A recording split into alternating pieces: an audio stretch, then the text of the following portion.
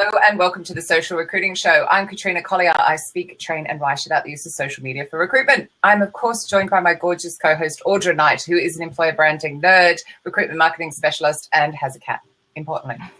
Today we are joined by Bradley Richardson, who's going to talk about employer voice and introduce himself because he has 16 job titles. Go for it, Bradley. 16 and a dog as well. You missed my dog. So yeah, I'm Bradley Richardson. I live here in Dallas. Longtime executive recruiter. Been in the recruiting career space for over 20 years. Started out in my 20s writing books and putting together recruiting programs for companies like Southwest Airlines and folks like that for college recruiting programs and Gen X back when that was in vogue. And what's Gen X? Gen X, old for octogenarians pretty much now. Old folks. Yeah. No, you really don't know? Is that a swear word? No. Of course I know. I just think it's bollocks. Yeah. Does bollocks count as a swear word? So, yeah, that's true. No, I've been in executive search for a long time. I was a partner at a big firm for a number of years and ran their healthcare finance and operations practice, placing hospital and healthcare CEOs, CFOs. For about the past 5 years, had my own firm and working with companies still primarily in the healthcare space. Not long ago, I saw a need based on a lot of requests for clients, tested out a concept that's worked really well. And now I run a company called OSP Advisory, which is Open Strategic Pipeline. And we do put together strategic pipelines and sourcing and volume hiring, like SWAT hiring for organizations in their evergreen positions. SWAT hiring. Is that a new hashtag? This week in Dallas, it is, yes. Oh, that was bad. Yeah, I didn't know if that was an opening or what, but true. No, it's predominantly SWOT. Yeah. What I do in healthcare, for example, there are a lot of positions in, say, revenue cycle or a lot of positions that are constantly open. It's not hiring those, but it's basically keeping them in a special process. And what we did is we took bits and pieces and the best practices from search or from staffing and other things, but then took a hard look at everything from athletics and sports, sales, supply chain, materials management, and how they even, college life, organizations and systems that move large amounts of people through quickly. And, we hear all the BS about, HR is broken, recruiting's broken.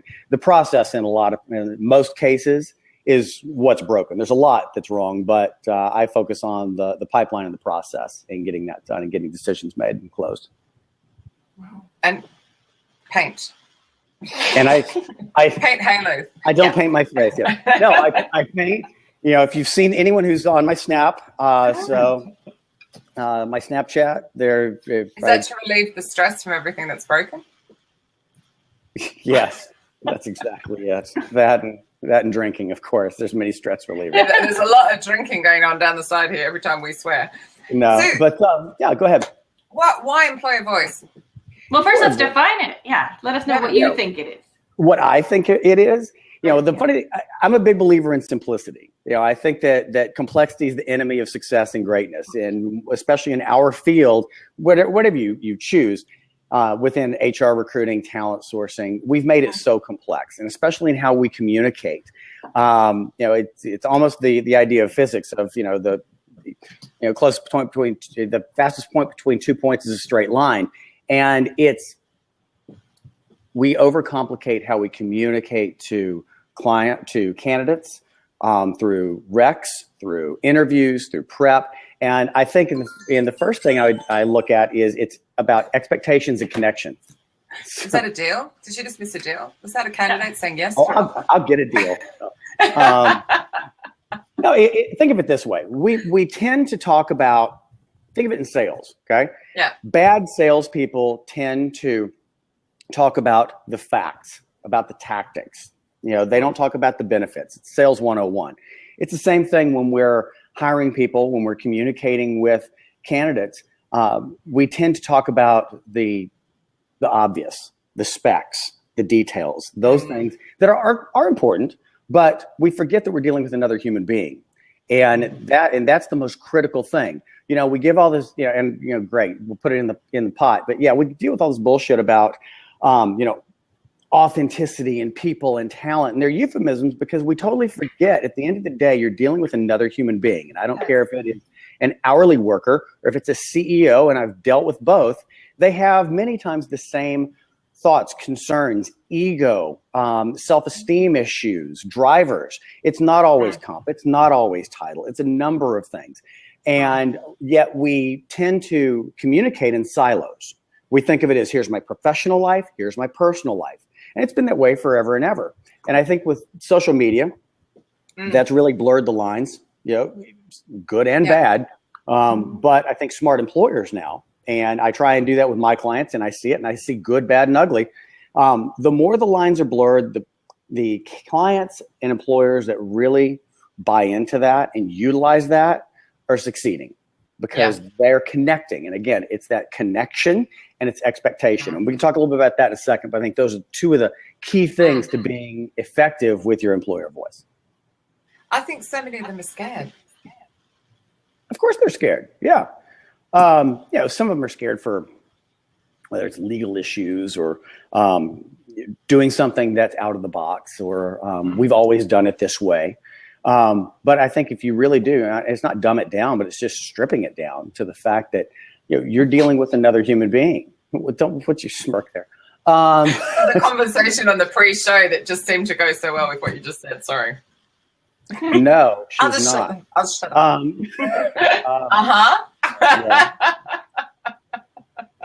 Yeah. I can't win here. No, you can't. You can't. See, the people that miss the pre-show, they miss out on all this randomness. Yeah, I'm pretty much an open book in a lot of things. So if you follow my other social media, you'll understand. But I think that does that make you a better recruiter then? It does what? Being open. Authentic. Oh, completely. I believe so wholeheartedly. I've done it both ways, and I've worked with companies, both ways. In my kind of the evolution of this, when I was with a big firm for a number of years, you make choices based on that, and I don't care if you're in-house, if you're agency or whatever, you make choices based on your limitations, your framework that you're in. And I think how you present to people and communicate yourself to people is that. Well, when I went on my own, I got to really choose. I got to choose what types of clients I wanted. There were some clients that, just because someone gives you a check does not mean they're a good client in any way, shape, or form.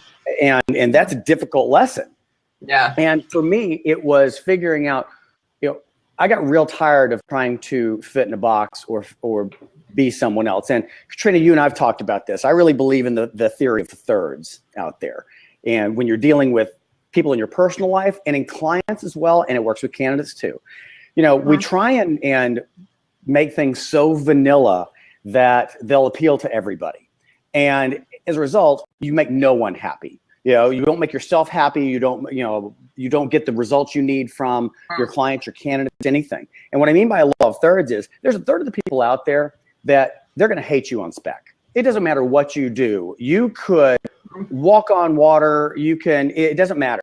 They're just going to hate you because why? Because, well, you remind me of somebody I used to date. You remind me of That's your accent. Don't like green halos. That's easy. Okay. I like my accent. I like my accent and his green halo, by the way. There we go. So, no, I think that a third of the people are not going to like it, regardless. Okay. So Exactly. that's who we hear. And even as employers, we hear that sometimes, and we try and cater to that. Another third of the people, they're on the fence. Okay. Yeah. They don't hate you. They don't necessarily like you. They're situational. They can come and go. And a third of people are going to just love you no matter what you do. They're the true fans, the believers, and they gel and they get you, and what you say resonates. And it's taken me a long time, professionally and personally, and to see in clients as well how important that is and what works. And when that 1/3 works, and then the whatever part of the second third that chooses to bleed over, it's fantastic. Yeah. And sorry, I got to read the comments here. What's up? Yeah, Jim. Those are the ladies on this flub, loving you no matter what. Bless him. So I have a question, Bradley. Once, say you find this employer voice, do you think you should spread it on channels that are brand channels or personal channels? Like the OFC advisory or your own or both? I look at it like this. I'm going to give you a couple of real examples on this. So I think it should be done through your brand. I'm not saying make it completely all open kimono, all personal all the time, but I'm saying whatever fits you and your particular voice. If you're an employer and you are if you're a dry, conservative, button-down organization, or that is more structured, then don't try and be hip, don't try and be cool, don't try and do this because it's not you. Because we've seen that so many times of things that are just train wrecks of like, God, it's like grandpa trying to make a joke. It's just bad. And so be who you are. One of my clients, they operate in a very structured Six Sigma environment. Okay, so they hire a lot of people, and the environment they're in, there's not a lot of play in that. So when I go back to it is dull, but it's the nature of the work. But some people love that. And so this is key. This is part of using the employer voice. So managing those expectations is very important early on. It's not just saying, here's what we are, or saying, hey, we're a Six Sigma environment, because guess what? A lot of people don't know what that is, or don't really know. They know enough to be dangerous, and they don't know what it means going in. So one of the things we did in the materials and in the presentation and prep, and even through the process, was explain what that meant to them. And it's not just things like that, because people will tell you, they'll look for what they want to see, and they'll tell you what they think you want to hear, right? Yeah. So for example, had we said, we're a structured environment. Do you work well in a structured environment? Somebody wants a job, they're going to say, well, hell yeah, I work well in a structured environment. Are you paid? You bet I am. So, but what we did was we used analogies with it and just said, look, you make a cake. There's instructions for making the cake, and you have ingredients to make the cake. However, if you put these ingredients in the wrong order, the cake's not going to work. It's going to taste bad. It's not going to rise. There's a number of issues. What we do here at this organization is the same way. It has to be in a certain order. It has to be our way. And if you can understand that, and that sounds so simplistic, but it's true. And West Texas, wisdom or whatever. It's that cliche of, if common sense were common, everyone would have it. These are simple things, but we forget about it because we think as a professional, as a talent acquisition person, as a hiring manager, that we have to put on a different hat, a different face. When you're actually dealing with another human being, just tell me how in a way that I can understand it. And that's the most important thing. The other is, I talk about expectations, expectations for the work, but expectations. I had this conversation yesterday with a client, and it was one of their in-house recruiters, and it caused me to shake my head a little bit because the candidate didn't do what she wanted. She goes, well, I just assumed that she would do this. Rude. I know. But, look, hey, I spent the bulk of my career placing, CEOs, CFOs. Guess what? They're not always the sharpest tools in the drawer either. And so sometimes they don't do what you say. And these particular positions were low-end hourly positions. And, this person, she wanted a certain reaction. Well, you have to demonstrate that. You have to be clear about that. No assumptions, no innuendo. If I want you to dress a certain way, here it is, okay? Not dress professionally. What does that mean to me? And these sound so simple, but it can be it's something like that to what's the environment like to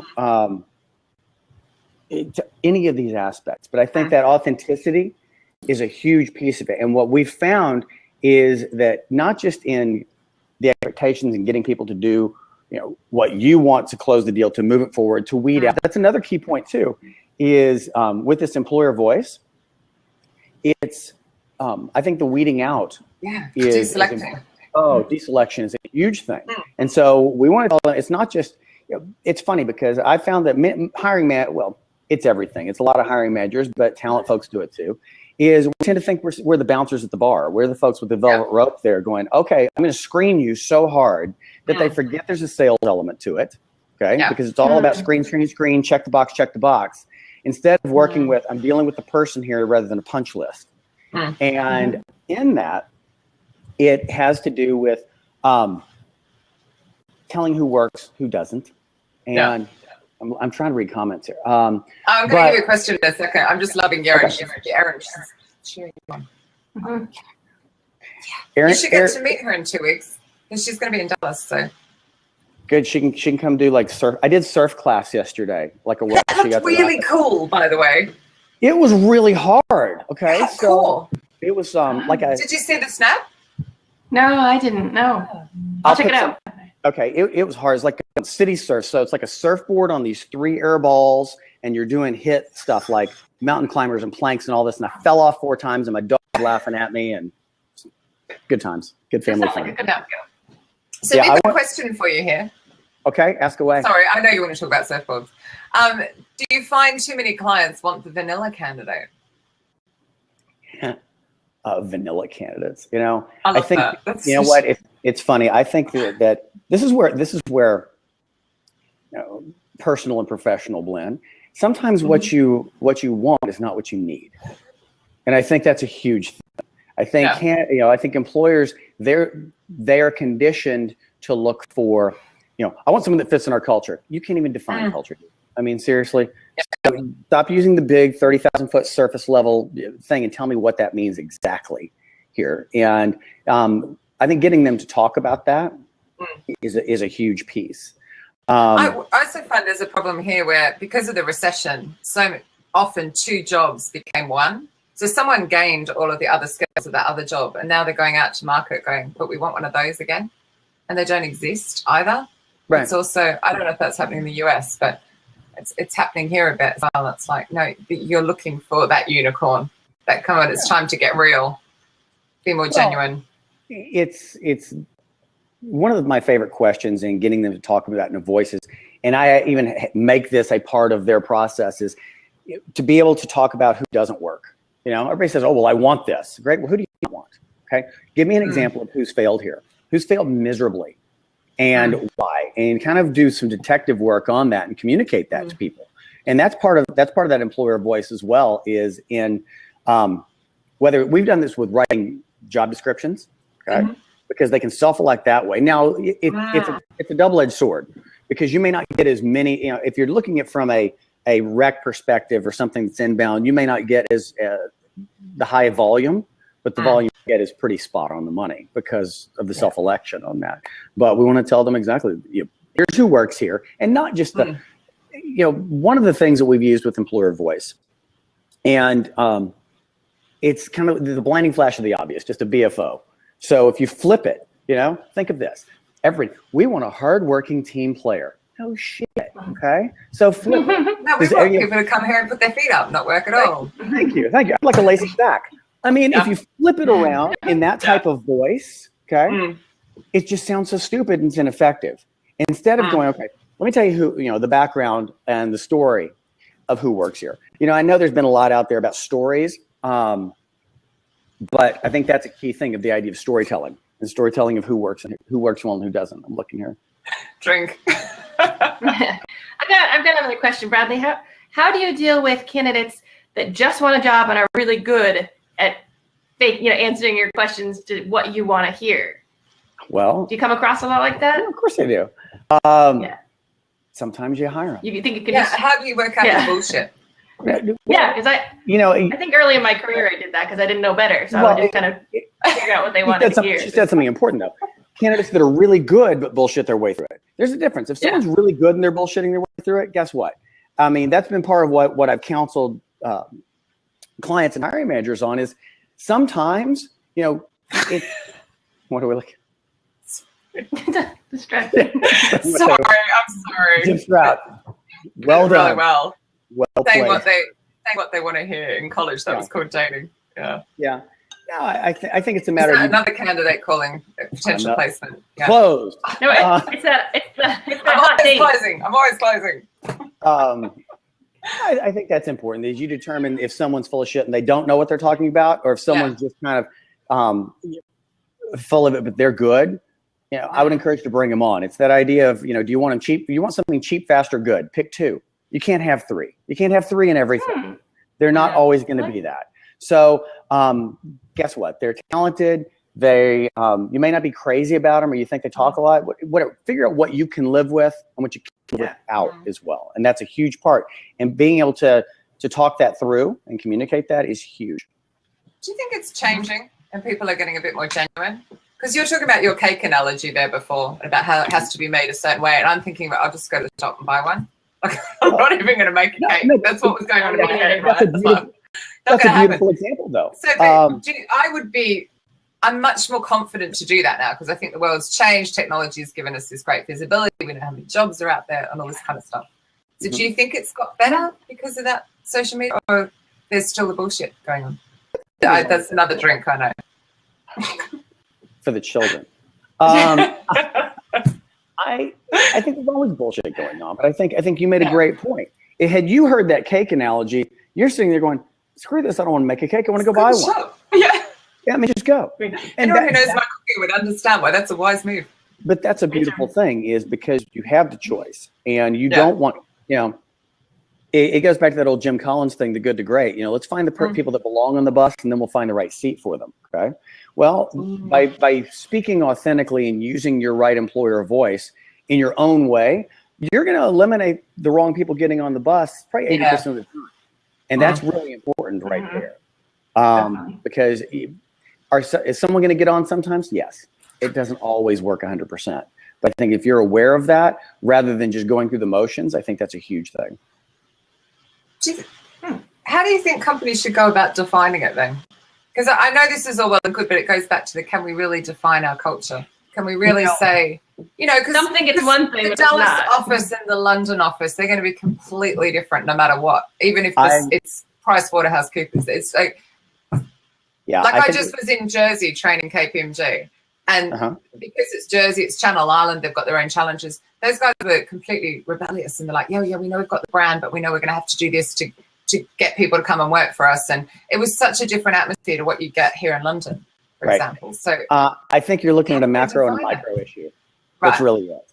I mean, what I'm talking about is not necessarily a cultural thing. It is, but on a micro level. I think when you're talking big level branding, big level, corporate wide cultural initiatives, that's awesome. That's not my bag. I don't claim to be an expert on that or know that. And what I'm, would these things be applicable? Sure. But you can't force that among everyone. What I'm looking at is talking about it on a micro level, when person to person or one to one, or what you have control over. And if you're the one writing, it can be you dealing with that candidate, that group of candidates, the process, the interview, even the rec and the description and those things.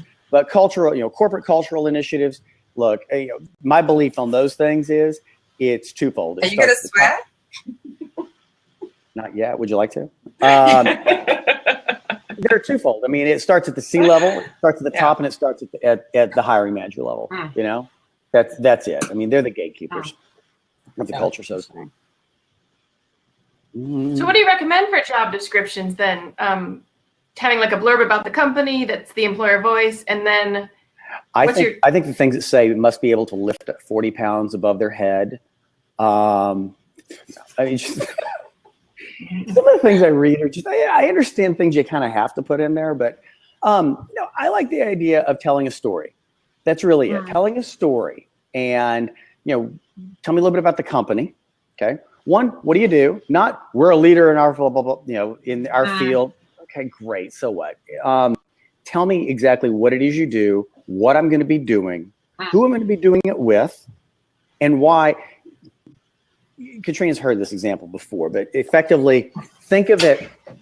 She knows something good's coming. So there we go. She's like, oh shit, what's going to come out of his mouth now?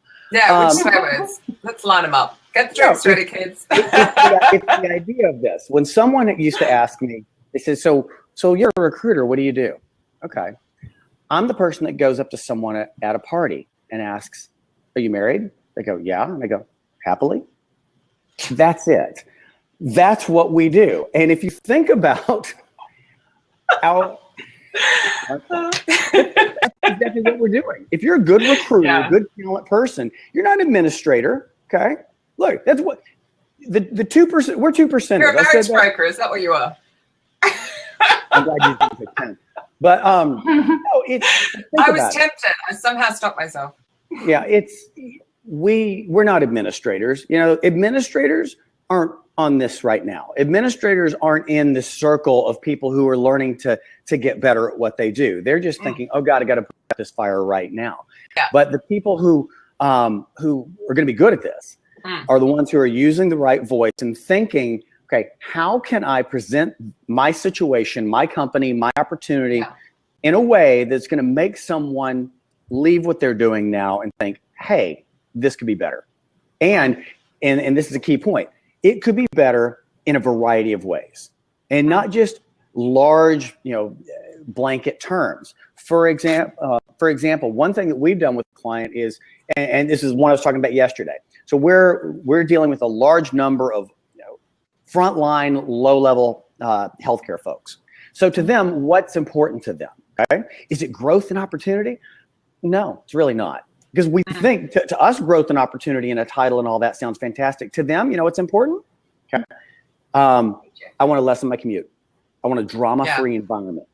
Okay. Because within that particular world, there's a lot of drama. So you want a drama-free environment without a lot of turnover, and I can lessen your commute. Now then we take it one step further.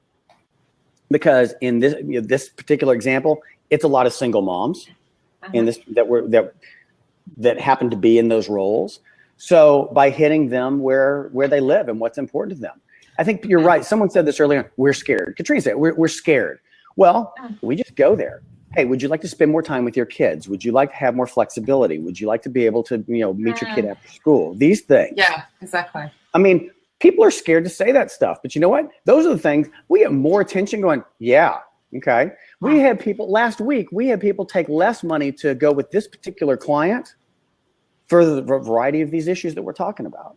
Yeah. And, I'm not saying that's the only way, but I'm saying, you for your clients, your employer, whatever, know what those strengths are, know what those hot buttons are.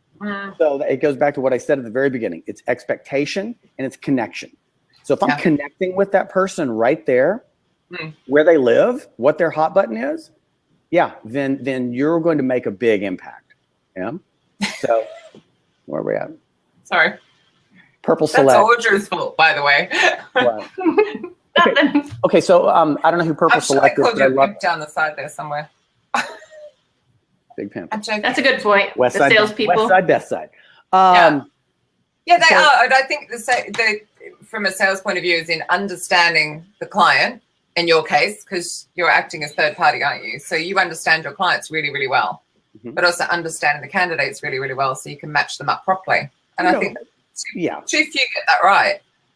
I think that's exactly it. I think for us in the business, the good ones recognize that we are salespeople. I mean, whether you want to call it matchmaker, salespeople, pimp, whatever it is. Whatever you call it. Yeah. It's true though, right? Because it's not. And if I were going to piss anybody off with this, guess what? They're probably not watching. That's why talent and recruiting gets a bad rap, is because they're a bunch of administrators. Okay, they're not salespeople. They're the 24-year-old chick named Brittany who used to work at Abercrombie or was the Pi Phi Rush chair at University of Oklahoma, who's now, I'm in and I'm good with people. Or you don't give a shit about actually closing anybody or selling anybody. And that's just it. It's not just the list of the paper. It's you're telling a story that communicates and connects with someone. And why they want to leave an existing situation and come to you. That's it. Why are they going to leave their boyfriend, girlfriend, or wife? That's it. I was used to say back in my agency day, it was the hardest sales job though, because of the fact that my product was a human being that could say no at the last minute. And you could have gone through everything. You could have had hours and hours of calls with them and still not expect that no right at the last minute. And there was nothing you could do about it. Yeah, you're selling people. Well, look, I mean, those people that are a pharmaceutical rep or an ad rep or anything like that, guess what? That drug is not going to answer back. That drug does not sit there and go, nah, not so much. Yeah, I didn't feel it. Okay, didn't really feel it. The other thing, and this may stir the pot a little bit, back to the sales piece, and this is part of what we've done through OSP Advisory too, is I'll tell you what, I think talent acquisition and recruiting, I'd strip it. If I were running an organization, I'd strip it right out of HR and put it under sales. I'd let it report directly to the sales VP. Sales? Oh, of course. Absolutely. No. Yeah. No. I'd have it as its own thing sitting between marketing, HR, its own thing, but I would take it totally. I would have it be this joint thing that is very heavily sales and marketing laden. And the reason is because that's what it is. Now, granted, you have to have an HR component to it. Absolutely. So I'm not being stupid, but it has to be much more sales oriented, because not just on the message that you're getting across, the fact that you're actually trying to move something to a result. And that's the thing that a lot of people forget. That's where, I think a lot of the friction comes between in-house and agency folks, is because we all want a result, but the agency folks are driven, not in a bad way, so don't get pissed off, but it's true. It's their whole life, every day in, day out, revolves around a result, a black and white result. Okay, you eat, you don't eat, based on that result. Okay. Yeah. Now, in the same vein, though, sales is the same way. Okay. Well, we had some people kick the tires. We had some people interested. We had a lot of great sales calls and conversations. Bullshit. Did you sell them? Did you sell them or not? Because that's really all that matters at the end of the day. And for us, that's really all that matters as well. Okay. Enough kumbaya and hugs. Did you hire people and fill that position? That's it. And it was funny because I'm talking to hiring managers and I asked them kind of what the true value is. And that's all they're saying. They say, save me time and get my spot filled. They don't care how it happens. They don't care how it occurs. They don't want to know how the sausage is made. They just want to eat. That's it. Well, the hiring manager is a big part of that sales job, isn't it? Well, no, that's exactly it. Now, and to the point, I think this is a part about employer voice. I've seen a lot of things recently about, how to train your hiring manager, how to work with the hiring manager. We need to educate hiring managers. How to really? Your hiring manager. Really? So here's my point. Go have a real conversation with the hiring manager, okay? Yeah. And you're talking about this wonderful esoteric term of, let me educate you on why this is important, okay? Great. Because all they care about, this is just boiling it down, all they care about is get me my thing filled now, quickly, and then move on down the road until I need a new one. Okay. So you're not going to change my way of thinking. You're not going to enlighten me. So I think that's funny because I see a lot of talent folks and, sitting there still engrossed with the idea of, well, we're going to educate them and show them the way. No, I just make it easy for me. Sometimes you have to, though. No, you have to. But I'm talking to my client earlier, and they're in the gaming industry. It's tech, and they're after a particular technology which is now old. Quite simply, not as old as some, but old. And the hiring managers just are not listening to them. And they're just going, we can't not find. And they just won't even look at an alternative way. And then it's like, well, then what do you do? Because you're saying they just want their role filled. They won't listen to another way. And that's all well and good. But if you physically in the entire planet cannot find these people, there's a difference. They can pull them in from anywhere and they're just going. Right. There's a difference between educating them to change their mindset versus what you're talking about. Like what reality. You're talking about, that's reality. Now, that's that's an education, not from changing them to completely embrace the way we do things. No, if I were in that situation, I would totally use metrics and show them, okay, here's your pool. Here's your I'd break it down metrically and just go, here's your exact universe of these people. And you think we got them. Guess what? This many are working for someone. This many are open and to come to us, but they suck and aren't qualified and we don't want them anyway. And that means that you have to win the lotto, lightning strike, and everything be proper at that moment for you to have access to this many people and you like them. So, I mean, and I've had experience with that when I break it down metrically like that for hiring managers and they go, well, and then, depending on where that player is in the market, look, if you're the number one player in a market and people are coming to you, all the time, it's a non-issue. But if you, yes, Aaron, that's true. No, it was Audra making me laugh. Actually, sorry, drink. No, I think it's the. What is Jim written here? Managers like that they are frustrating. This is why I wrote it. Oh, how to source candidates that do not exist. Brilliant. I want to read that. Yeah, I might send that over to my client. And also, they're really in a really good spot. Like, they're a really good company to work for. You want to talk to voice too, and this is just that people won't do it. Well, this is a difficult conversation too, and where I said a minute ago about is your company the A player in the market? If you are, and everybody likes to think so, just like everybody thinks that they're great dancers, everybody thinks they're funny, they're great athletes, all this stuff. It's a horrible analogy, but you realize you go to the State Fair of Texas and you see a lot of 500-pound couples together. Okay, think about this. So, can you just translate that into kilos for me? Are you saying they're big or slim? Not slim. My point is, we all get what we want. Teasing. Okay? Yeah. Mm-hmm. Sometimes you are not capable of getting what you want. Okay. Mm-hmm. I'd love to date Gisele Bündchen, but unfortunately, I'm not Tom Brady. Okay. There you go for New England. Yeah. There's a lot of. I don't even know who those people are. Right. Okay. Okay. Now. That's all right. Okay. Beckham's wife. Okay. There's a reason that. Okay. Right. I'd love to go date a supermodel brain surgeon with a trust fund, but guess what? That's not going to happen right now. I'm pretty talented, but I can't pull that one off. And employers are the same way, because hiring managers mistakenly think, well, they're all out there and we're great, they should want us. No, you're really getting your ass kicked over here by these guys. Everybody wants to go over there. They're already working there. Let's position ourselves against that employer voice. Let's position ourselves in a way that's going to appeal to these folks. Let's be the anti-number one client over here and those types of things. Yes, Jim. All right. I think that's a big thing of knowing who you are. And, I said at the beginning, expectations. I just don't think people do. And I don't think they even know how to go about assessing that. Mm-hmm. No, they don't. I still think it goes back to it. They're all a bit deluded. Well, they are. And, I thought. And that'd be candidate number 3 ringing up for a placement. No, I think that's a big piece of it is showing them you want what you want, but here's the reality. I've got 3 kids. Why you want to work for us? I wonder what Mark means by that. Right, more, Mark. Is that a good question? I think he's saying in an interview to ask them that, to get out, to see if they really. Why do you want to work for us? Well, you're the number one leader in the market. You're going to pay me. You guys are cool.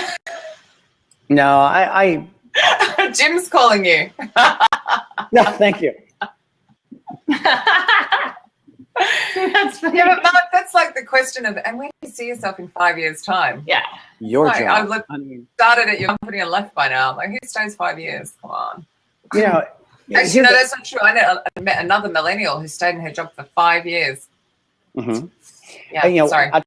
I'd be curious to hear from people. This is something I've encountered lately with hiring managers and having to talk them off the ledge on this, of seeing a great candidate, but they go, well, I don't think they'll stick around very long. They might leave in a couple of years.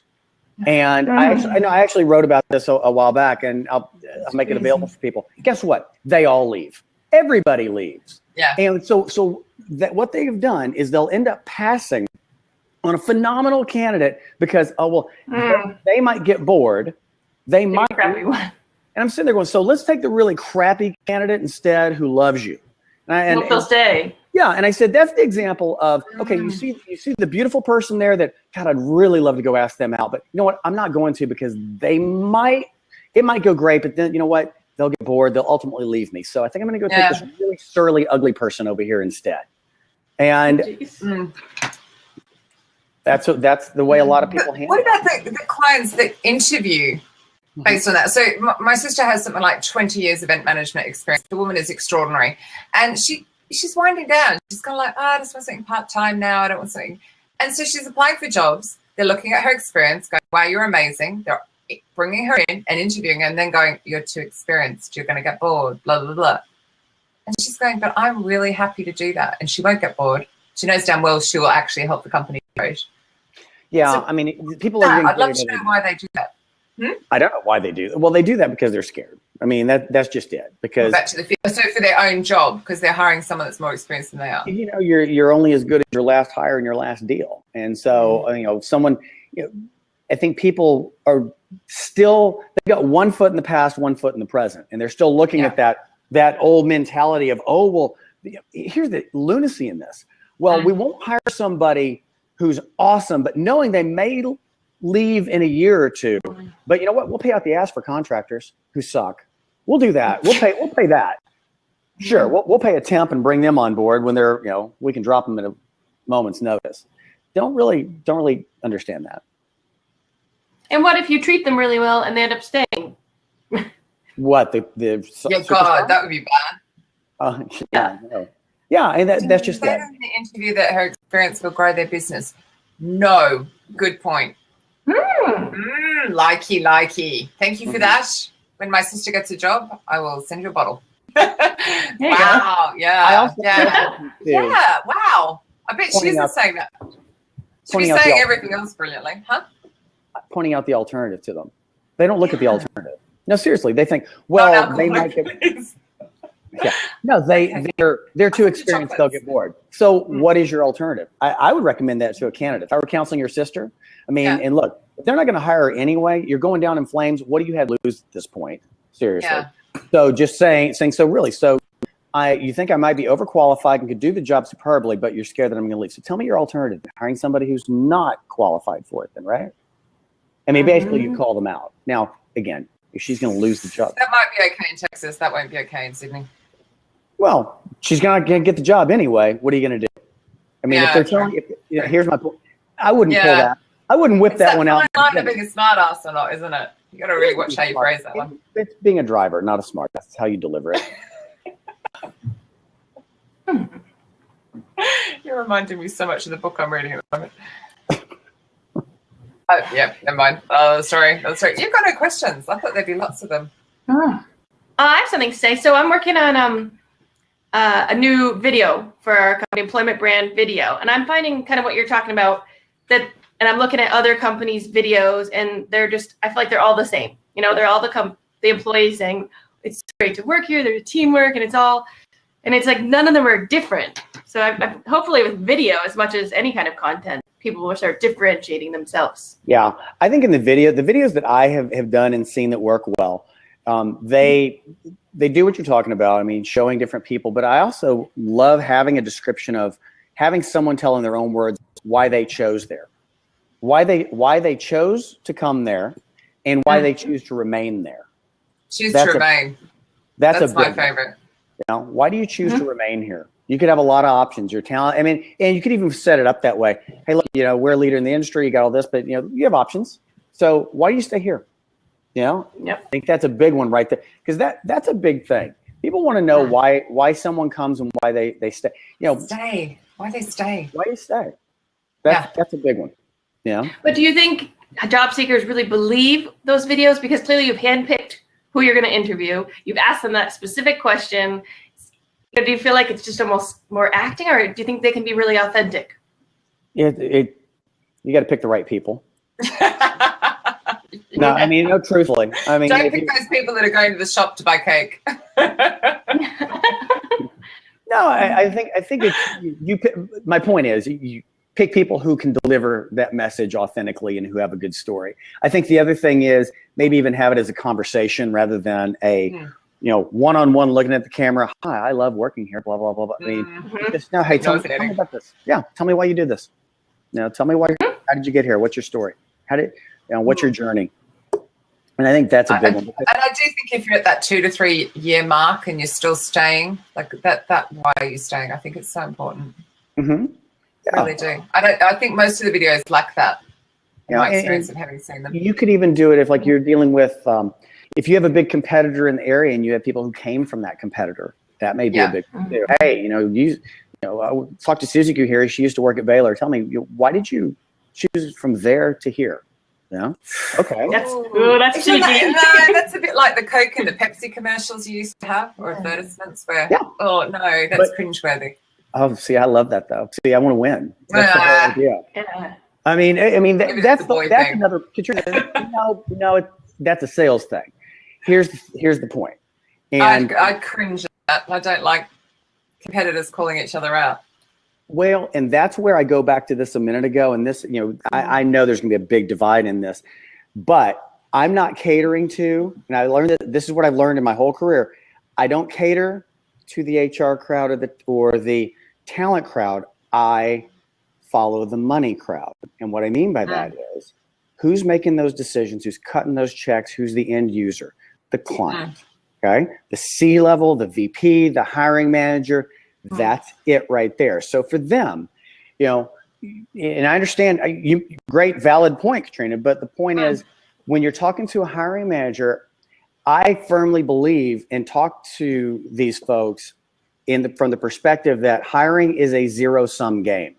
If your VP of sales came to you and presented something to you in the same soft, esoteric fashion of, oh, well, we don't want to offend this. We don't want to do this. We can't jump into this. We can't be confrontational or competitive. You'd fire that sales VP in the same fashion that HR people do. You would fire that sales VP immediately. Okay. I'm not saying go full bore, but I'm saying they understand it. And when you realize that you have a limited number of resources and tools out there, meaning people, okay? If you're running an organization and you're competing, I want to beat them. I don't want to sit there and go, hey, you can be friendly competitors or you can kick their ass. Either way, it doesn't matter. But it's the idea of I want to be better than them. I want to choke them off from what they have access to. I want to get better pricing. And you know what? I want to make sure I get the better people and they only have access to the crappy people. And I want to demonstrate that. And you can do that on your calls and your candidate engagement and all of that, but maybe not in your branding videos. Facebook's great for that because you can target your competitors without anyone ever knowing you're doing it. That's really good. Well, so there's a great question here actually from Purple Select. I don't know who that is though. I haven't clicked on it because I do it blow up blab. I'm so excited it's working. Do enough in-house recruiters realize that they need to sell their business to candidates? So in my experience, for all the ones that I train, absolutely. They absolutely know that. Because you told them or because they already did? No, they already knew. And from the comparison, I'd say, between the in-house recruitment expo and the agency recruitment expo that I spoke at January here in London, difference because the in-house lot are far more collaborative and far more inclined to share knowledge and tips and tricks, whereas the agency side aren't so they're far more cutthroat. So I love what Purple Select said there. Stop giving away the secrets of successful agency recruiters. But that's it. I saw something, I forget where it was, Katrina, but I saw something that someone wrote the other day about, and that was an ongoing debate about kind of comping or treating in-house folks more like agency types. And I really hate the whole agency in-house bullshit thing. I just look at it as, look, I don't care where you are, you're selling. That's it. And I know some people who are in-house folks who are just as sharp as anything and could do anything. And I know some who suck, and I know some agency folks who pretty much. And clearly, we're not talking about all of you lot on the call, okay? No, I mean, look, like I said, the people here, they get it. It's the people who are, just administrators that make us effective on being able to do things. But I still firmly go back to, and that's good advice for anybody, but even for in-house folks, especially with voice, with understanding and training, educating, whatever, hiring managers, you follow that money and understand that their needs and concerns are really pretty limited. They just want a result. Okay. And I remember I talked to Jeremy Roberts about this before. Sometimes he's just written a big comment. Oh, there we go. So just be careful what you're about to say about talking to him. No, I love him. He's one of my favorite people. I know. I'm totally off the train of thought now on this. Jesus. I fell off that. I remember I was talking to Jeremy and you were talking about agencies and something you were talking to Jeremy about. Oops, sorry. I had to warn you in case you were about to say something shocking. I will back up anything I say. So there we go. So what has Jeremy written here? Successful agency recruiters think they have secrets. The funny thing is how few of the things they do are secrets. This is true. There's no secret sauce. The right mix of your market. Yeah, it's kind of like when people. It's like when people say, "Oh, well, we have access to the best candidates." You're so full of shit. Really, everybody's got the same access to the same exact thing. In-house, agency, big, small, it doesn't matter. It's a matter of how you execute it. Okay. Yeah. That's it. It's a matter of what tool do you bring to use that and execute it, and how well do you do it? How well do you communicate? Who do you go after? We all have access to the same thing: in-house, agency, whatever. Oh, the point that I was trying to make earlier is it's that idea of,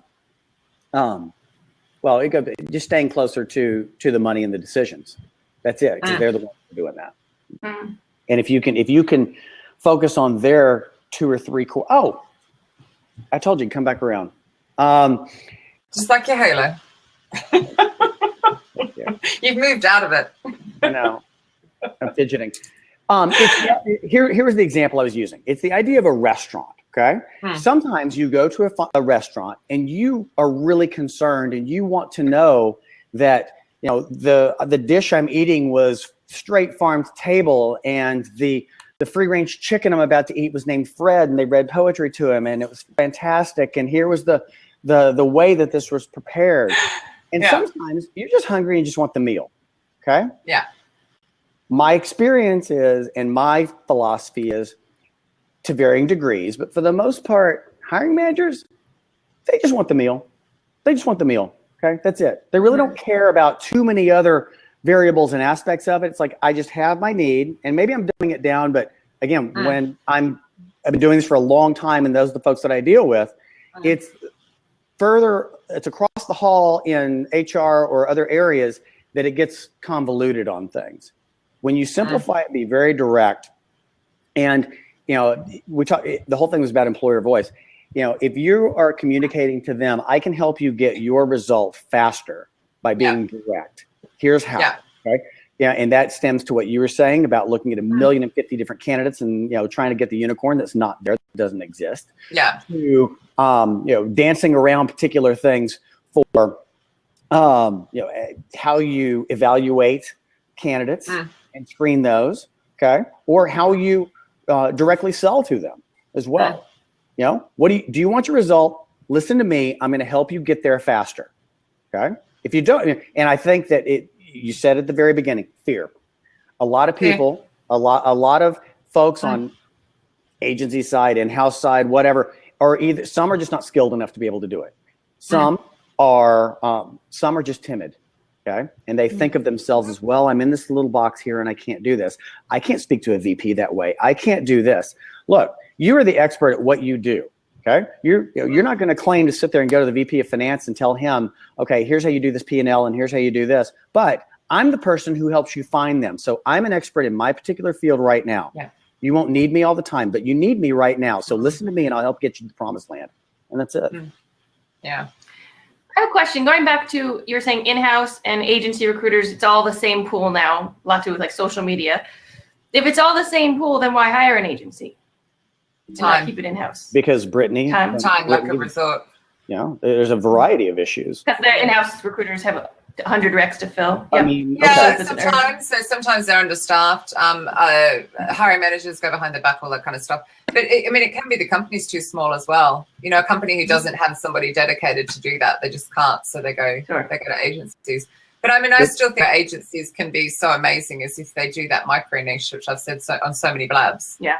And therefore know the offline people as well, that the in-house crew won't have the time to find and unearth unless they're constantly recruiting the same thing, which is, not so common. It probably is quite common in your company, but in others, it's not so. Well, there's two things to that. You're exactly right. I think that there's a lot of friction that comes from, well, it's just a talent issue. No, it's not always. Sometimes, but sometimes it is. The more I'm involved with different groups in the industry, the more I'm shocked at the metrics, at how many recs and how overworked and stressed and stretched thin that internal folks are. And a lot of that has to do with, of course, the number of recs, but it's also the true administration that goes on. So here you are, if you have all that to contend with, and you're not a driver by nature and you can't communicate, you're shit out of luck. Okay. Yeah. So a lot of those people swim. But I think that for using outside, and whether, I'm a big believer in there's the right tool for every job. Okay. There's a situation where you need contract. There's a situation where you may need executive search. There's a situation, and Katrina, what you were talking about a moment ago of someone who may have a large number of the same types of positions. Is that the dog? No, mine are somewhere back there. I can hear them. Hey, mammal. It's walk time, so they're going a bit mental. I think that's a big thing is understand, and that's what with OSP. That's what we're doing is catering to a lot of those that's so cute. Those things are consistent positions that they need a lot of help with on and on. Yeah. They have to reinvent the wheel every time. Yeah. I mean, the girls I was training yesterday, I'm thinking like one between them, they had something like 100 for 2 of them, and then another one had 40. And you're just going, seriously, just the admin time for booking interviews. Yeah. I mean, just that just writes off any time for actual headhunting. It's crazy. Oh, Max. Jeremy's giving all the tips on how I know, I'm agencies reading this can right get- now. yeah. If you're fighting on with your third-party recruiters, you might suck. Okay. Say that again. Who's doing that? He says, Jeremy. Jeremy. Oh, if you're fighting. That is interesting. Yeah. You know, here's the I mean, I thing. think that the people that use third parties well bring them inside Mhm. so that they learn the team, the culture, the everything, and then, you know, make them earn their money. Then it's perfect. If you leave them out there on a limb, which they love to do here, it just doesn't work. We really want you to look good. That's the whole thing. I mean, it's not an ego thing. I mean, and I think everybody's got ego. Once you take ego out of it, things work beautifully and much better. Okay. Because understandably and rightfully so, everybody's territorial. Okay. The agency recruiter is territorial. The in-house person is territorial and has to justify what they're doing. And if we're, you know, outsourcing this, I'm a suck and they're going to think this and no. I mean, look, the way I've always approached it is, look, I don't care. I don't care if anybody knows my name in-house. I really don't. I just want to help get this thing along. And you know, is it for altruistic reasons? No, not necessarily. I have an end result. But the better I make you look, I get my own return as well. And I think that, you know, that and world peace I haven't figured out yet, but how to communicate all that to everybody. No, that's true. Any final questions in the final minutes? Like, wow, that went fast. Yeah, that went fast. Yeah. Really fast. Really fast. They're just so busy bantering with each other, they've forgotten that they need to ask questions with them. So no tech issues at all. It was amazing today. Yay! It must have been the news. It must have been. I think what happened on Friday, or as Jeremy said, everyone working from home, maybe demanding your Wi-Fi on Friday. I don't know. So this Friday, when we attempt again, we have Christopher Kurtz, don't we? Which can't wait. This will be really cool, actually. You'll probably like this, Bradley, because he's talking about recruiter personalities and how that, if you don't understand your own, you won't understand how that impacts on your recruitment. Absolutely. That's actually going to be really quite cool. Yeah, that'll be interesting. So, yeah, I'm looking forward to that. How can people find you, Bradley? They Other than Snapchat, which is the most entertaining place to find you, to be fair. Snapchat is very entertaining. You just need to hold it higher. Huh? You need to move your car one up. Right. Yeah, my kids give He me doesn't have double. God damn it. It's just the double chin thing. We joke about the double chin. My kids give me a hard time as a parent. They're like, "Really, you're doing this? Seriously?" Really? Don't they want you to look good? All vanity. No, the best place to reach me, you can reach me on Snapchat, but Bradley at OSP Advisory, and I'm on Facebook a lot as well. I'm not a big Twitter You're guy. Bradley in Dallas, aren't you? Mm-hmm. Snapchat, etc. Yeah. And Twitter, but you don't really use it. Twitter. Gotcha. You're not really great on Facebook either, so they should ignore you there. Jeremy nailed it. I am the oldest hipster walking a pit bull downtown Dallas. Yes, I am. Yeah. But you have given us live commentary this last few days, which has been very cool about what's going on there. So it's been crazy. Nobody else has been closer. So anyway. Thank you, Bradley. It was really nice. Okay. And thank you for trying again as well, which is really important. Yeah, it went great. Of course. Worked out really well Okay. today. Thank y'all. Thanks. Bye. Okay. Bye, All right, take care, everybody. Bye.